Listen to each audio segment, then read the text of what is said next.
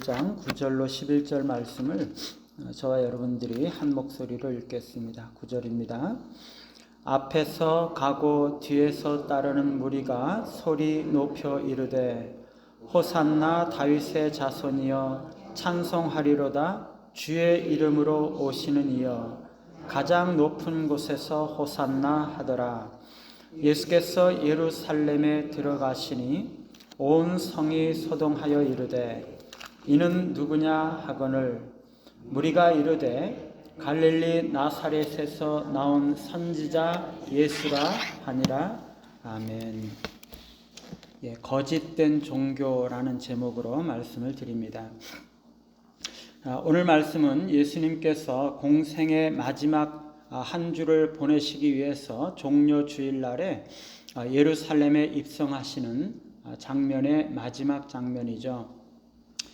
예수님께서 말씀하시는 대로 제자들이 나귀와 나귀 새끼를 준비하고 그 위에 자신들의 겉옷을 얹고 예수님께서 나귀 새끼를 타시고 또 무리는 자신들의 겉옷과 아마도 종려나무 가지일 텐데요, 길에 펼 때 예수님께서 예루살렘으로 행진해서 들어가시고 계십니다. 대개 왕들은 전쟁을 치르고 승리한 후에 자신의 수도에 입성할 때 군마를 타고 수많은 군대와 병사들의 호위와 또 수많은 군중들의 행렬이 뒤따르는 웅장한 행렬과 함께 입성을 하는 데 비해서 이스라엘의 왕 되신 우리 주님의 예루살렘 입성은 그야말로 너무나 초라하기 그지없습니다. 예수님은 기껏해야 나귀를 타시고 나귀 새끼를 타시고 입성을 하고 계시죠. 그래도 모양은 조금 갖췄는데요, 군중들이 뒤를 따르면서 소리를 높여서 예수님을 향해서 메시아이심을 인정하고 찬양을 하고 있습니다. 그들은 호산나 다윗의 자손이여 찬송하리로다. 주의 이름으로 오시는 이여 가장 높은 곳에서 호산나 이렇게 외치고 있죠. 군중들이 예수님을 다윗의 자손이라고 부르는 것은 그가 메시아이심을 인정하고 있는 것입니다. 군중들이 예수님을 호산나라고 외치는 것은 구원하소서 혹은 지금 구원하소서, 제발 구원하소서, 원컨대 구원하소서, 그런 정도의 의미죠. 예수님을 메시아로 인정을 하면서 자신들 곧 이스라엘을 구원해 달라고 요청을 하고 있는 것입니다. 가장 높은 곳이라는 것은 하나님이 거하시는 곳을 말하는 것으로서 가장 높은 곳에서 호산나, 이 말은 그러한 메시아의 구원은 하나님에게서부터 직접 임하는 것이다, 그것을 고백하고 찬양하고 있는 거죠. 그래서 예수님께서 예루살렘에 들어가시자 온 성이 소동을 했습니다. 말하자면 예루살렘 백성들이 가까이 오는 무리들이 호산나 호산나 이렇게 소리치는 것들을 들을 때 호기심이 발동하고 도대체 이게 무슨 소리인가, 왜 이런 소리가 나오는가 하고 깜짝 놀라면서 쳐다보게 되는 거죠. 예수님께서 성 안으로 진행해 들어갈수록 소동은 점점 더 심해지고 온 성이 흥분이 되고 있는 것입니다. 백성들이 이는 누구뇨라고 묻습니다. 무리는 갈릴리 나사렛에서부터 나온 선지자 예수라 대답하죠. 여기서 선지자라는 것은 하나님의 말씀을 백성들에게 계시하는 자를 말하는데 예수님 자신도 자신을 선지자라고 칭했기 때문에 그 명칭은 예수님이 메시아라는 것에 대한 믿음이 없었기 때문이라기보다는 하나님이 보내신 메시아를 선지자로 표현한 것이라고 볼 수가 있습니다. 바리새인들은 예수님을 선지자로 인정하지 않았었죠. 그런데 지금 무리는 그것을 인정하고 있는 것이죠. 지금까지 예수님께서는 이렇게 군중들 가운데 찬양을 받으시거나 공개적으로 메시아이심을 드러내신 적이 없으십니다. 그런데 이제 처음으로 군중들에게 메시아이심을 인정받고 있는 것이죠. 군중들도 이렇게 공개적으로 예수님께 메시아라고 인정하며 찬양하며 환호했던 적이 한 번도 없습니다. 이제 예루살렘의 수많은 사람들이 다 예수님의 행진을 보게 되었거나 듣게 되었을 것입니다. 그들이 다 예수님을 메시아로 인정하고 있는 것이죠. 그런데요, 그들의 마음속에는 참으로 하나님께서 원하시는 것, 하나님께서 말씀하시는 것과는 너무나 거리가 먼 것을 품고 있었다는 거죠. 예수님은 이제 자기 백성들을 위해서 십자가에 못 박히시고 피를 흘리며 죽으셔야 했습니다.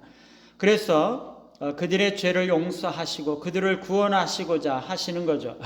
그런데 지금 예수님을 따르면서 호산나 다윗의 자손이여 외치고 있는 이 무리들, 이스라엘 사람들은요, 예수님께서 유대 민족을 로마 제국의 통치와 압제에서부터 건져줄 정치적인 메시아로 기대하고 있다는 것입니다. 호산나, 즉 구원하소서라는 외침은 단순한 찬양이 아니라 로마의 통치를 무너뜨리고 이 땅에 물리적인 왕국을 세우기를 위한 임박한 정치적인 해방에 대한 희망을 담고 있는 말인 것입니다.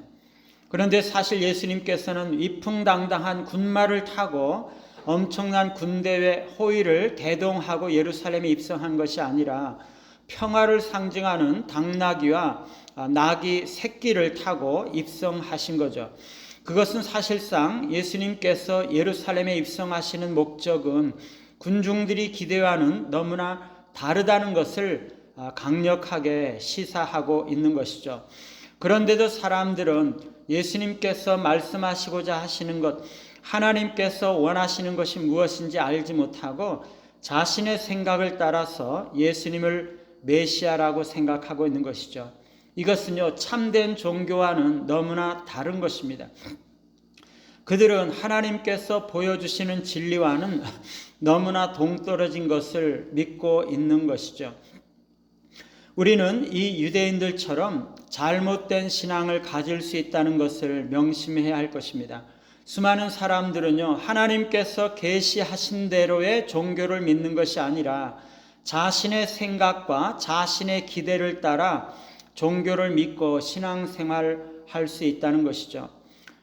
예수님을 찬양하고 메시아라고 믿고 인정하고 하나님의 아들이라고 믿는다고 하지만 하나님께서 말씀하신 것, 하나님께서 원하시는 것이 아니라 자신이 원하는 것, 하나님께서 보여주시고 말씀하신 것이 아니라 자신이 생각하는 것, 그것을 믿고 그것이 기독교 신앙인 것처럼 살아갈 수가 있다는 거죠. 이것은요, 인간이 만든 거짓된 종교를 믿는 것입니다.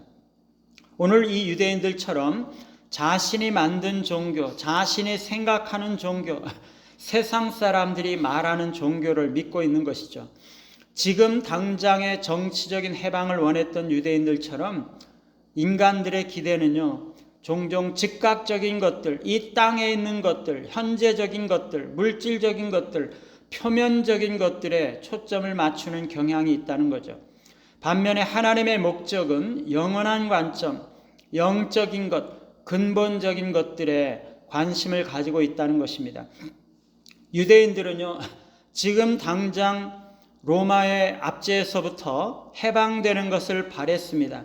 그러나 하나님은 인간의 죄의 문제가 해결되고 하나님과의 관계를 회복하는 가장 근본적인 문제를 먼저 보시고 예수 그리스도를 십자가에 죽게 하시는 거죠. 우리는 거짓된 종교, 잘못된 종교에 빠지지 말아야 합니다. 그것은 인간이 만든 종교로서 자기 중심적인 경향을 가지고 인간 자신을 우주의 중심에 두는 것입니다. 내가 우주의 중심이고 내가 왕이 되는 종교인 거죠.